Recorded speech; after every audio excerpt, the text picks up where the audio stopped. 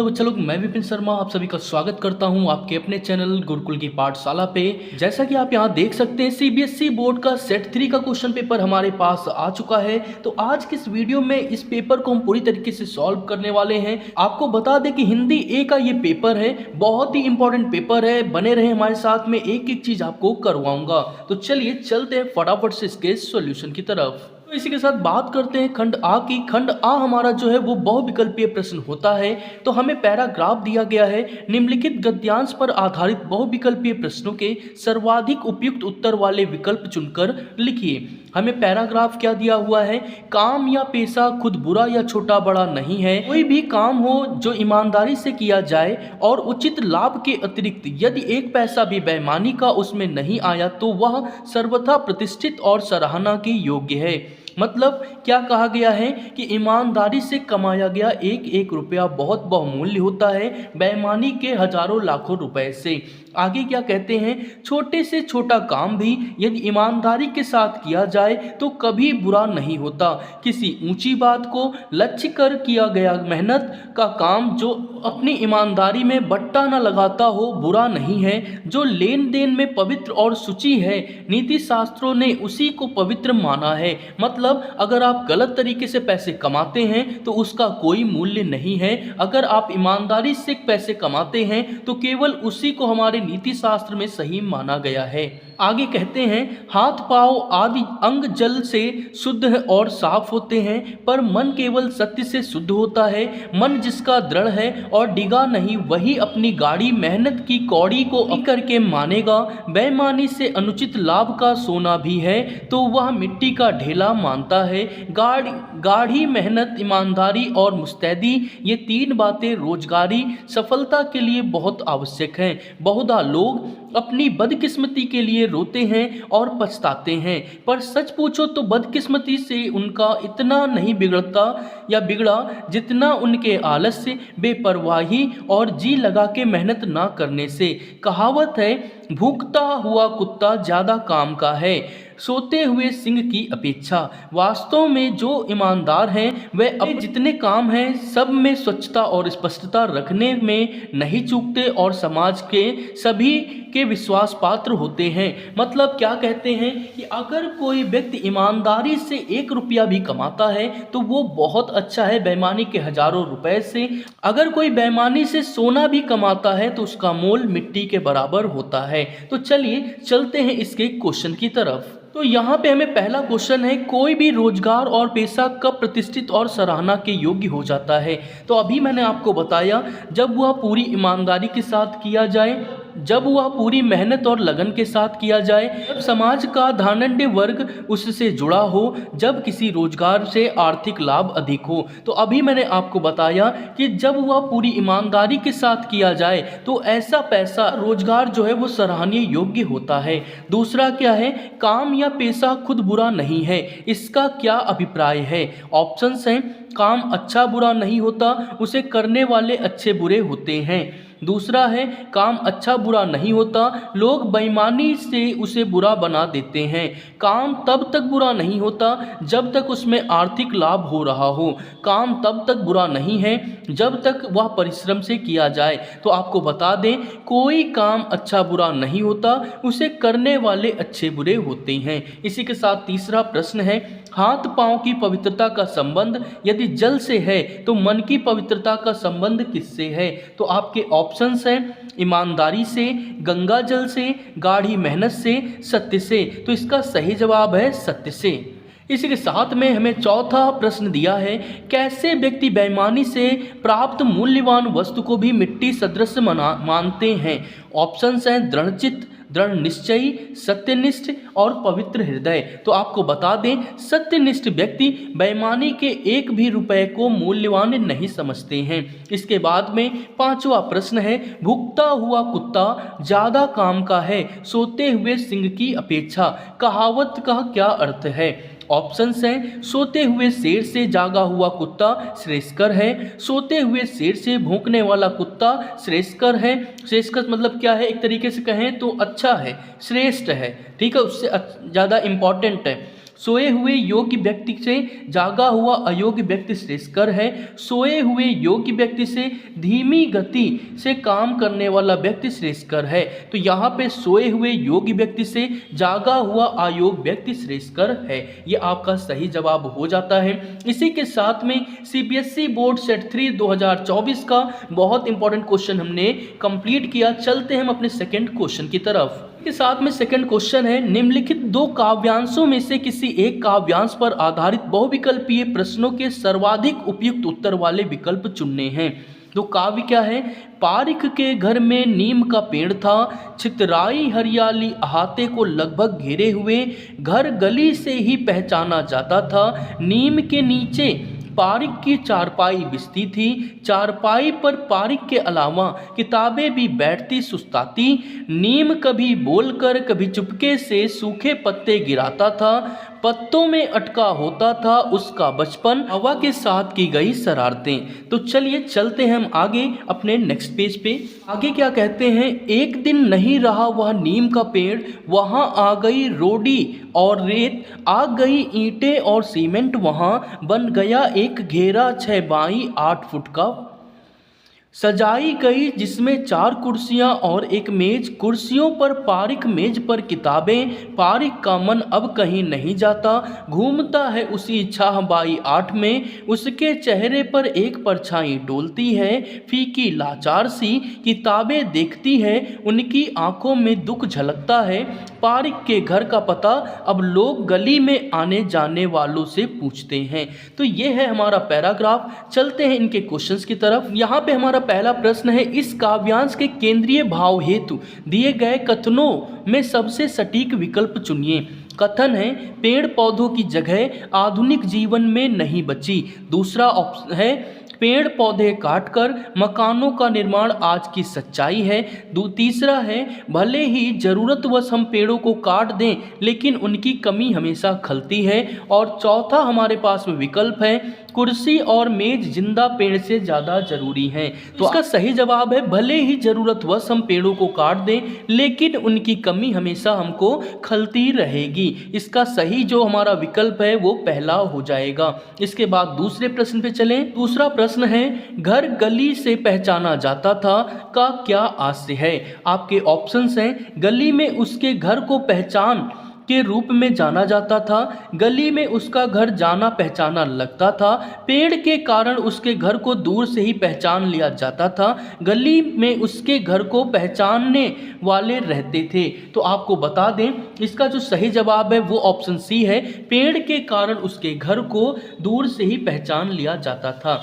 इसके बाद में तीसरा प्रश्न है, नीम के पेड़ की जगह किसने ले ली? ऑप्शंस हैं, रोड़ी और रेत ने, ईंट और सीमेंट ने, 6 बाई 8 फुट के कमरे ने, 4 कुर्सियों और मेजों ने। तो आपको बता दें तीसरे का सही जवाब है 6 बाई 8 फुट के कमरे ने। एक चीज़ आपको बता दूं, हिंदी को करने का सबसे आसान तरीका है, पहले शांति से एक बार पैराग्राफ को पढ़ें। जिसने पैराग्राफ सुना होगा वो सुनते ही इनके आंसर बता दे रहा होगा, लेकिन जिन्होंने पैराग्राफ नहीं ध्यान दिया होगा उन्हें इसमें दिक्कत आ रही होगी। तो चलिए इसी तरीके से चलते हैं हम चौथे प्रश्न की तरफ। यहाँ पे चौथा पार्ट है, पारिक का मन अब कहीं नहीं जाता, पंक्ति का आशय है। ऑप्शंस हैं, पारिक को नीम के पेड़ की याद आती है, बंद कमरे में पारिक को घुटन होती है, अब किताबें पढ़ने में पारिक का मन नहीं लगता, या पेड़ के साथ पारिक का बचपन भी खो गया। तो चौथे का जो सही जवाब है वो आपका पहला हो जाएगा,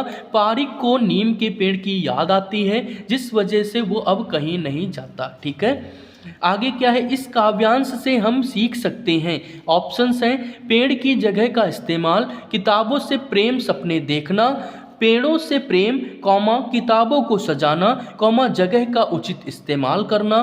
तीसरा ऑप्शन है, बचपन के बारे में लिखना, पेड़ों को गिर्द घूमना, ठीक है, पेड़ों के गिर्द घूमना, किताबें पढ़ना। चौथा ऑप्शन है, पेड़ों से प्रेम, किताबों की संगति और प्रकृति का संरक्षण। तो आपको बता देते हैं कि फिफ्थ का जो सही जवाब है वो ऑप्शन डी आपका हो जाएगा। तो इस तरीके से हम चलते हैं, हमारे पास 2 काव्यांश आते हैं, तो अथवा में जो काव्यांश दिया गया है उसको भी फटाफट से हम कर लेते हैं। यहाँ पे क्या दिया हुआ है हमारा काव्यांश, पहले पढ़ते हैं। उन्होंने बनाए बहुत नीले आसमान, फिर सूरज चांद और सितारों को अलग अलग जगह रखा। पेड़ इतने हरे बनाए उन्होंने जितना हरा उन्हें होना चाहिए, या जितने हरे रहे होंगे वे कभी हमारी धरती पर। फिर पहाड़ों, नदियों और झरनों को उन्होंने अलग अलग जगह रखा। उन्होंने मकान, सड़कें और पुल भी बनाए जिन्हें ईश्वर ने भी नहीं बनाया था कभी। फिर उन्होंने बनाई बसें, स्कूटर और कारें, साइकिल चलाते और पैदल चलते लोग भी बनाए उन्होंने। चीज़ को बनाते चले जाने के उत्साह में इतना ज़्यादा भर गया चित्र कि गेंद को रखने की कोई जगह ही नहीं बची चित्र में। तब समझ आया उन्हें कि बड़ों ने कैसी कैसी गलतियाँ की इस दुनिया को बनाने में। तो ये हमारा पैराग्राफ है। चलिए, इसमें पहला जो हमको यहाँ पे प्रश्न दिया गया है, क्या दिया गया है?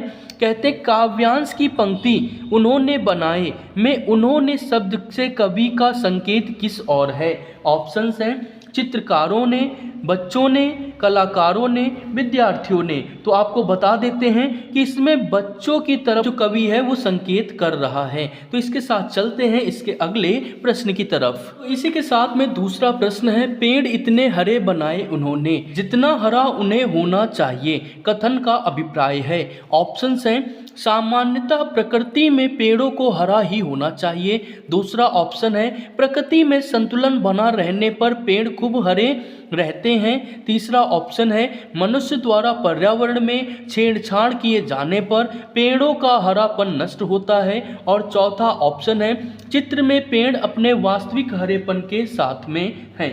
तो आपको बता दें इसका सही जवाब है चित्र में पेड़ अपने वास्तविक हरेपन के साथ में हैं। तीसरा हमें क्या दिया है, गेंद रखने की जगह क्यों नहीं बची?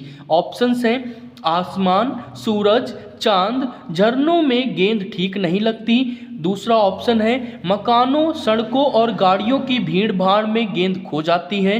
तीसरा ऑप्शन है उत्साह में बनाए जाने पर चित्र बहुत भर गया और उसमें जगह नहीं थी। चौथा ऑप्शन है उत्साह में बनाते जाने की जल्दी में उनसे गलती हो गई। तो आपको बता दें यहाँ ऑप्शन नंबर सी बिल्कुल सही है। उत्साह में बनाए जाने पर चित्र बहुत भर गया और उसमें जगह नहीं थी। फोर्थ हमें दिया है कवि के अनुसार इस दुनिया को किसने बनाया है? ऑप्शंस हैं ईश्वर ने, मनुष्य ने, प्रकृति ने, धरती ने। तो आपको बता दें कवि के अनुसार इस दुनिया को मनुष्य ने बनाया है। पांचवा हमें प्रश्न दिया गया है, क्या है कि बड़ों ने दुनिया को बनाने में गलतियां कर दी, इसका आशय है। ऑप्शंस हैं बड़े भी गलती कर करके सीखते हैं। दूसरा ऑप्शन है बड़ों ने दुनिया से स्वाभाविकता और बचपना नष्ट कर दिया। बड़ों को दुनिया स्वार्थ और ईर्ष्याजन्य स्पर्धा से भरी है। बड़ों ने अपनी स्वार्थ पूर्ति हेतु बच्चों के लिए खेल के मैदान भी नहीं छोड़े। तो आपको बता देते हैं इसका सही जवाब है ऑप्शन नंबर बी, बड़ों ने दुनिया से स्वाभाविकता और बचपना नष्ट कर दिया। इसी के साथ चलते हैं हम अपने क्वेश्चन नंबर 3 की तरफ। जिन्होंने अभी तक चैनल को सब्सक्राइब नहीं किया है, चैनल को सब्सक्राइब जरूर कर लीजिए, क्योंकि हर एक सब्जेक्ट के पिछले 3 साल के पेपर मैं आपको कराने वाला हूं, एक एक चीज़ आपको बताने वाला हूं। तो उसके लिए चैनल को सब्सक्राइब तो आपको करना ही पड़ेगा।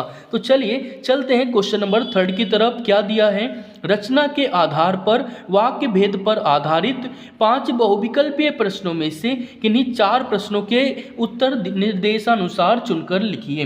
तो पहला क्या है, निम्नलिखित वाक्यों में कौन सा वाक्य सरल वाक्य नहीं है? ऑप्शंस हैं पिता ने रात भर बच्चे की बुखार में देखभाल की, गायक का गीत सुना और सब खुश हो गए, उस गायक का गीत सुनकर सब लोग खुश हो गए, आप रिक्शा या ऑटो से चले जाइए। तो आपको बता दें इसका सही जवाब है गायक का गीत सुना और सब खुश हो गए। इसके बाद दूसरा क्या दिया है हमको प्रश्न, वह बहुत बीमार था अतः परीक्षा ना दे सका। प्रस्तुत वाक्य का मिश्र वाक्य होगा। ऑप्शन है क्योंकि वह बहुत बीमार था अतः परीक्षा ना दे सका। दूसरा ऑप्शन है वह बहुत बीमार था इसलिए परीक्षा ना दे सका। तीसरा ऑप्शन है बहुत बीमार होने के कारण वह परीक्षा ना दे सका, और चौथा ऑप्शन है वह बीमार पड़ गया इसलिए उसने परीक्षा नहीं दी। तो आपको बता देते हैं दूसरे का सही जवाब है क्योंकि वह बहुत बीमार था अतः परीक्षा ना दे सका। इसी के साथ चलते हैं हम तीसरे प्रश्न की तरफ। तो तीसरा प्रश्न है ठीक से काम करने में दिक्कत होने पर नौकरी छोड़ दो। प्रस्तुत वाक्य का संयुक्त वाक्य में रूपांतरण होगा। ऑप्शंस हैं जब ठीक से काम करने में दिक्कत हो तब नौकरी छोड़ दो। दूसरा ऑप्शन है ठीक से काम करने में दिक्कत हो तो नौकरी छोड़ दो। तीसरा ऑप्शन है जिस दिन से ठीक से काम करने में दिक्कत हो उस दिन से नौकरी छोड़ दो। और चौथा ऑप्शन है ठीक से काम करो अथवा नौकरी छोड़ दो। तो आपको बता दें थर्ड का जो सही जवाब है वो आपका ऑप्शन डी हो जाएगा, ठीक से काम करो अथवा नौकरी छोड़ दो। इसी के साथ में चौथा प्रश्न है स्तंभ 1 और स्तंभ 2 में से हमें सही मिलान करना है। तो सरल वाक्य, तो इसमें क्या है, सरल वाक्य कौन सा है हमको बताना है। तो आपको बता देते हैं कि सरल वाक्य हमारा क्या है, कमाने वाला ही खाएगा। तो ये हमारा पहला हो जाएगा, ठीक है। इसके बाद में हमको क्या है, मिश्र वाक्य की बात आती है। तो आपको बता देते हैं मिश्र वाक्य क्या है हमारा, जो कमाएगा वही खाएगा, ठीक है। और बचा हुआ हमारा क्या हो जाएगा, संयुक्त वाक्य। तो इसमें क्या दिया है, वह कमाएगा और खाएगा। तो सही ऑप्शन हमारा डी हो जाता है। इसी के साथ चलते हैं हम अपने 5वें प्रश्न की तरफ, जो कि कुछ इस प्रकार से हमको दिया गया है। क्या है, निम्नलिखित वाक्यों में सरल वाक्य पहचान कर नीचे दिए सबसे सही विकल्प को चुनकर लिखिए। ऑप्शंस हैं पक्का महल से मलाई बर्फ बेचने वाले जा चुके हैं। दूसरा ऑप्शन है मालिक से यही दुआ है कि फटा सुर ना बख्शे। तीसरा ऑप्शन है बिस्मिल्लाह खां का संसार सुरीला होना शुरू हुआ है। चौथा ऑप्शन है रसूलन और बतुलन के गाने पर अमीरुद्दीन को खुशी मिलती थी। तो आपको बता देते हैं जो इसका सही जवाब है वो आपका हो जाएगा ऑप्शंस में केवल कथन खा सरल वाक्य है, केवल कथन खा और का सरल वाक्य है, कथन का गा सरल वाक्य है, कथन का खा गा सरल वाक्य है। तो आपको बता देते हैं कि कथन का गा और घा जो है वो सरल वाक्य आपका है। तो इसी के साथ चलते हैं क्वेश्चन नंबर 4 की तरफ। क्या दिया है हमें क्वेश्चन नंबर 4, कहता है वाच्य पर आधारित 5 बहुविकल्पीय प्रश्नों में से किन्हीं 4 प्रश्नों के उत्तर आपको देने हैं सही विकल्प चुनकर।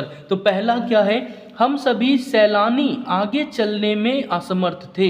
प्रस्तुत वाक्य का वाच्य पहचानिए।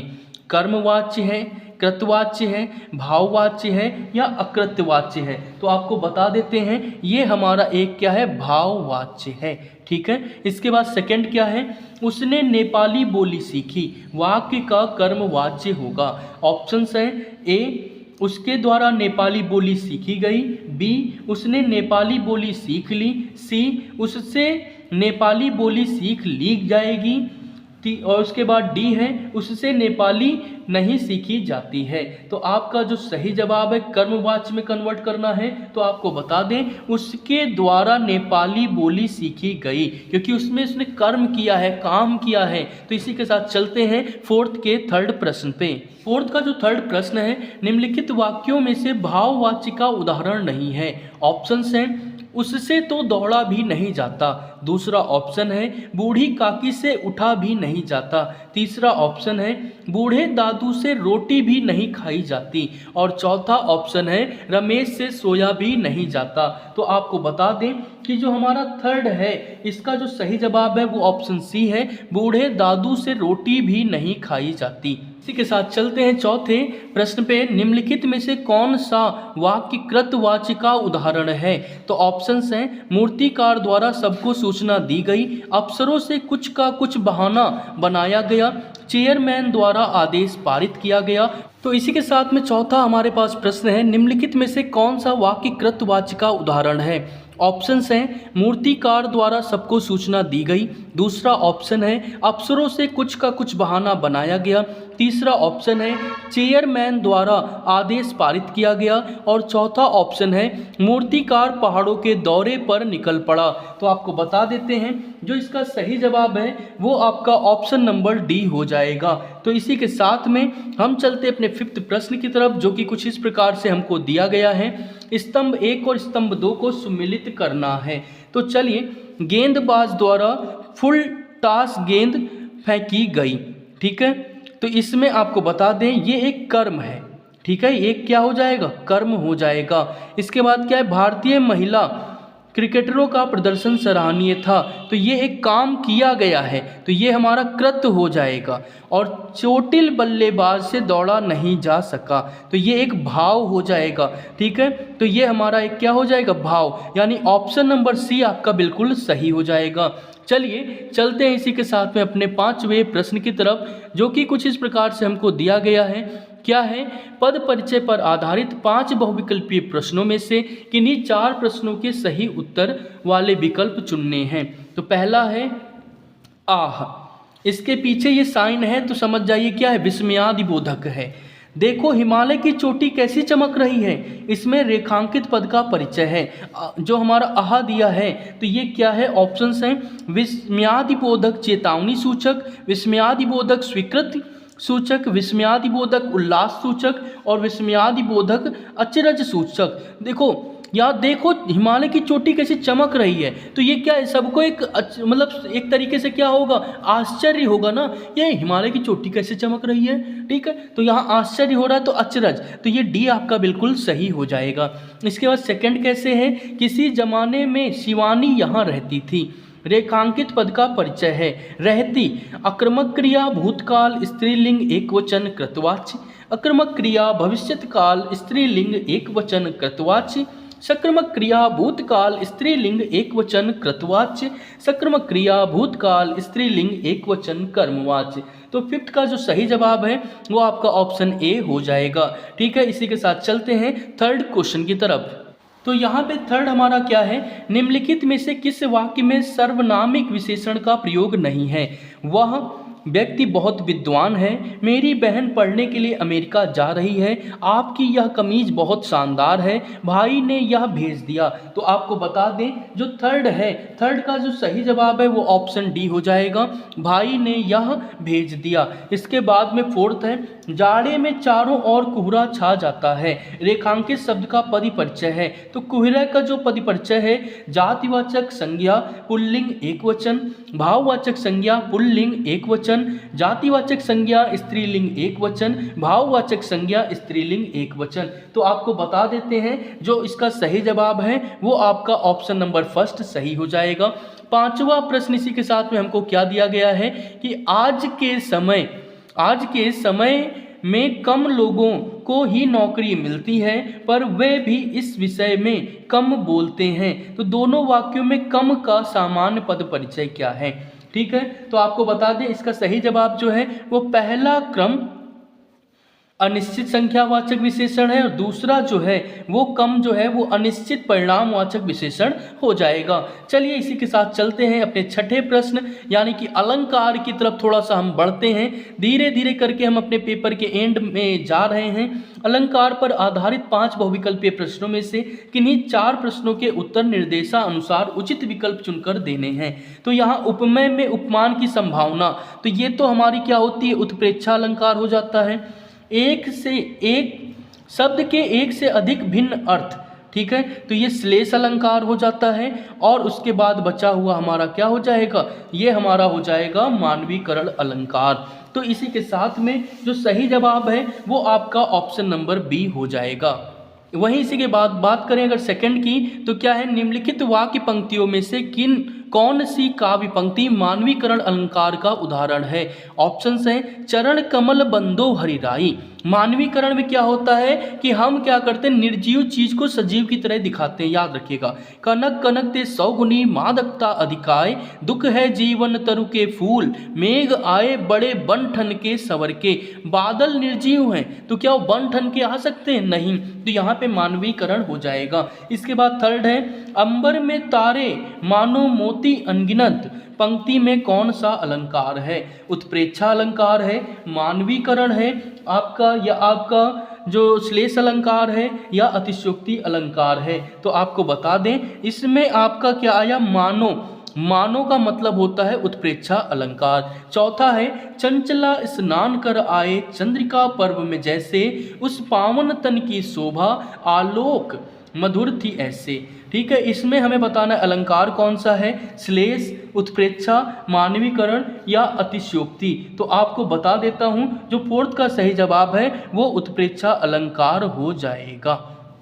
चलिए इसी के साथ चलते हैं हम अपने 7वें क्वेश्चन की तरफ, जो कि कुछ इस प्रकार से हमको दिया है। पहले एक पैराग्राफ है, ठीक है, उसके बाद चीज़ें हमको यहाँ पे दी गई हैं। तो क्या है, निम्नलिखित पठित गद्यांश पर आधारित बहुविकल्पीय प्रश्नों के उत्तर देने हैं। सचमुच हैरान करती है काशी पक्का महाल में जैसे मलाई बर्फ गया, संगीत, साहित्य और अदब की बहुत सारी परंपराएं लुप्त हो गई।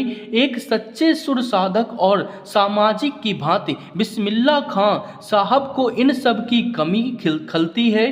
काशी में जिस तरह बाबा विश्वनाथ और बिस्मिल्लाह खां एक दूसरे के पूरक रहे, उसी तरह मुहर्रम, ताजिया और होली अबीर, गुलाल की गंगा जमुनी संस्कृति भी एक दूसरे के पूरक रहे। अभी जल्दी ही बहुत कुछ इतिहास बन चुका है, अभी आगे बहुत कुछ इतिहास बन जाएगा। फिर भी कुछ बचा है जो सिर्फ काशी में है। काशी आज भी संगीत के स्वर पर जगती है और उसी के थापों पर सोती है। काशी में मरण भी मंगल माना गया है। काशी आनंद कानन है। सबसे बड़ी बात है कि काशी के पास उस्ताद बिस्मिल्लाह खां जैसे लय और सुर की तमीज सिखाने वाले नायाब हीरे रहे हैं, जो हमेशा से दो कौमों यानी जातियों को एक होने व आपस में भाईचारे के साथ रहने की प्रेरणा दे रहा है। तो इसमें पहला हमारा जो प्रश्न है, गद्यांश के अनुसार काशी में कौन एक दूसरे के पूरक हैं? गंगा और बाबा विश्वनाथ, बाबा विश्वनाथ और त्रिशूल, बिस्मिल्लाह खां और गंगा, बाबा विश्वनाथ और बिस्मिल्लाह खां। तो आपको बता दें 7वें का जो सही जवाब है, अभी ऊपर मैंने पैरा में बताया था, बाबा विश्वनाथ और बिस्मिल्लाह खां। इसी के साथ में दूसरा हमें दिया है, क्या है क्वेश्चन, काशी में मरण भी मंगल माना गया है का क्या आशय है? काशी में मृत्यु का उत्सव मनाया जाता है। पुराणों के अनुसार काशी मृत्यु नगरी है। मान्यता है कि काशी में मृत्यु मोक्षदायिनी है। काशी में मृत्यु के अवसर और मंगल गीत गाए जाते हैं। तो आपको बता दें 2nd का जो सही जवाब है, मान्यता है कि काशी में मरने वाले व्यक्ति को मोक्ष की प्राप्ति होती है। तीसरा प्रश्न है, निम्नलिखित कथनों को पढ़ करके हमें क्या करना है, जवाब देना है। ठीक है, बिस्मिल्लाह खां धार्मिक सौहार्द के प्रतीक थे। काशी में गंगा जमुनी संस्कृति के दर्शन होते हैं और काशी में खान पान की सारी परंपराएं लुप्त हो गई हैं। तो कौन सा कथन सही है? कथन का सही है, कथन खा और गा सही है, कथन का खा सही है, कथन का और गा सही है। तो आपको बता देते हैं कि जो 3rd का सही जवाब है वो ऑप्शन सी, का और खा सही है, जो गा है वो गलत है। इसके बाद चौथा हमको क्या दिया गया है, क्या कहते हैं, गंगा जमुनी संस्कृति से आप क्या समझते हैं? ऑप्शंस हैं, मुहर्रम, ताजिया, होली, दिवाली जैसे अवसरों पर सामूहिकता, विभिन्न धार्मिक समुदायों का आपसी सामंजस्य, अलग अलग संप्रदायों की उत्सव धर्मिता, संगीत, कलाओं एवं साहित्य का ताना बाना। तो आपको बता देते हैं 7th का जो 4th है, इसका सही जवाब है विभिन्न धार्मिक समुदायों का आपसी सामंजस्य। 5वां प्रश्न हमको क्या दिया गया है, उपयुक्त गद्यांश के आधार पर काशी के विषय में कौन सा कथन असत्य है? ऑप्शन है, वहाँ की साहित्य संगति संस्कृति की हर परंपरा अब लुप्त हो चुकी है। काशी की आत्मा संगीत में बसती है। वहाँ के हिंदुओं और मुसलमानों के बीच सदा से भाईचारे की भावना रही है। बिस्मिल्लाह खां को काशी से अगाध प्रेम था, उन्होंने इसकी शान बढ़ाई। तो आपको बता दें इसमें पहला आपका बिल्कुल सही जवाब हो जाएगा। चलिए चलते हैं क्वेश्चन नंबर 8 की तरफ। तो क्वेश्चन नंबर 8 हमको क्या दिया गया है, कहते हैं कि गद्य खंड के पाठों के आधार पर निम्नलिखित 2 प्रश्नों के सर्वाधिक उपयुक्त विकल्प चुनकर लिखिए। हालदार साहब ने क्यों सोचा होगा कि कैप्टन आज़ाद हिंद फौज का भूतपूर्व सिपाही होगा? निम्नलिखित कथनों को पढ़कर सही विकल्प चुनना है। उसका नाम कैप्टन था, वह नेताजी की मूर्ति पर चश्मा लगाता था, वह सिर पर गांधी टोपी पहनता था। तो सही ऑप्शन आपके क्या होंगे, केवल का, केवल खा, का और गा, का और खा। तो आपको बता दें 8वें का जो सही जवाब है वो आपका का और खा हो जाएगा। के साथ में 8वें का सेकंड है, बाल गोविंद भगत के विषय में कौन सी बात सबसे उचित है। ऑप्शंस हैं, भगत को सुबह सुबह उठकर कबीर के पदों को गाने का शौक था, भगत अपने बेटे को बोझ मानते थे इसलिए उसकी मृत्यु पर दुखी नहीं हुए, उनको गृहस्थी से मुक्ति चाहिए थी इसलिए पतोहू को भाई के साथ भिजवा दिया, भगत गृहस्थ जीवन में भी एक सन्यासी की तरह थे। तो आपको बता दें 8th का सेकंड जवाब जो है, भगत गृहस्थ जीवन में भी एक सन्यासी की तरह थे।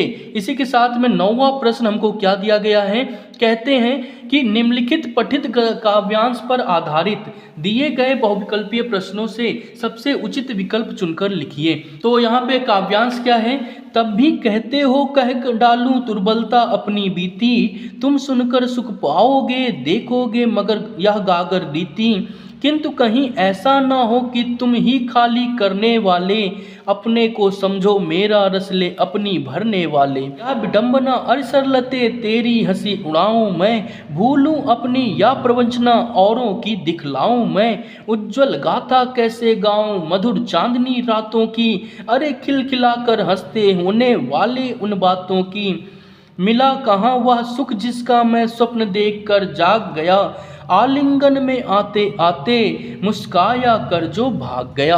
तो इसी के साथ में ये हमारा पैरा हो जाता है। चलिए चलते हैं इनके प्रश्न की तरफ। तो क्या दिया है, अपने बीते हुए जीवन को कवि किस रूप में देख रहा है। ऑप्शंस हैं, विशद और विस्तृत, सरल और सामान्य, समृद्ध और सबल, और दुखद और करुण। तो आपको बता दें 9th का जो पहला है इसका जो सही जवाब है वो आपका दुखद और करुण हो जाएगा।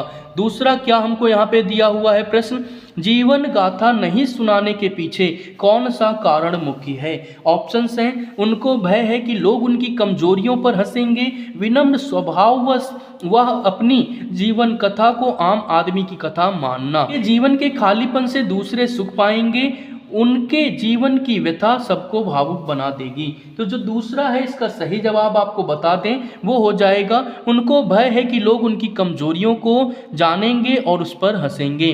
तीसरा क्या दिया गया है प्रश्न हमको, तीसरा प्रश्न है उज्जवल गाथा कैसे गाऊं। पंक्ति में संदर्भ में लिखिए कि किस गाथा को उज्जवल कहा गया है। विगत जीवन की स्मृतियों को, मित्रों के साथ व्यतीत समय गाथा को, प्रेसी पत्नी के साथ व्यतीत मधुर स्मृतियों को, या साहित्यिक गोष्ठियों में की जाने वाली चर्चा को। तो आपको बता दें 9th का जो थर्ड है इसका सही जवाब है ऑप्शन नंबर सी, पत्नी के साथ व्यतीत मधुर स्मृतियों को। इसी के साथ में चौथा हमको यहाँ पे क्या प्रश्न है, देखोगे यह गागर रीति, पंक्ति में प्रयुक्त गागर रीति से क्या अभिप्राय है। ऑप्शन है, गागर का रिक्त होना, विशिष्ट उपलब्धियों का ना होना, साहित्यिक रचनाओं का ना होना, विगत जीवन में सुख का ना होना। तो आपको बता दें जो सही जवाब है वो ऑप्शन बी है, विशिष्ट उपलब्धियों का ना होना। इसके बाद पांचवा है, उपयुक्त काव्यांश का मुख्य भाव है जीवन में यथार्थ एवं अभाव पक्ष की मार्मिक अभिव्यक्ति, आत्मकथा न लिखने के कारणों का उल्लेख, मित्रों के मधुर कटु व्यवहार का उल्लेख, या प्रेसी पत्नी के साथ व्यतीत मधुर पलों की अभिव्यक्ति। तो आपको बता दें 5th का सही जवाब है ऑप्शन नंबर ए। इसी के साथ चलते अपने 10वें प्रश्न की तरफ। इसी के साथ पार्ट 1 हमारा समाप्त हो जाएगा। पद्य खंड के पाठों के आधार पर निम्नलिखित बहुविकल्पीय प्रश्नों के उत्तर दीजिए। गोपियों के अनुसार उद्धव का स्वभाव कैसा था। प्रेम के भाव से वंचित, मित्रता एवं प्रेम में पगा हुआ, स्नेह के स्पर्श में लिपटा हुआ, अनुरागी मन वाला।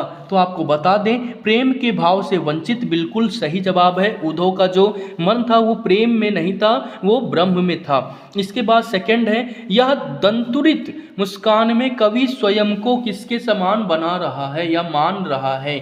ऑप्शंस हैं, शेफालिका के फूलों के समान, बांस और बबूल के समान, मृतक के समान निर्जीव, पत्थर के समान। तो आपको बता दें इसका सही जवाब है बांस और बबूल के समान।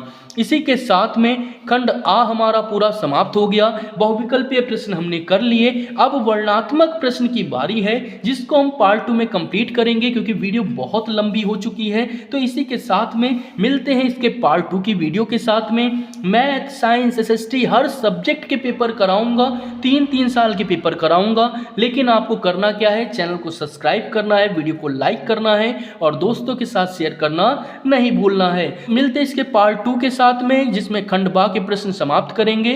तो जिन्होंने चैनल को नहीं किया सब्सक्राइब जरूर कर लें, वरना आपका खंड बा मिस हो जाएगा। तो इसी के साथ बाय बाय, जय हिंद। पढ़ते रहें और बोर्ड एग्जाम की तैयारी अच्छे से करते रहें।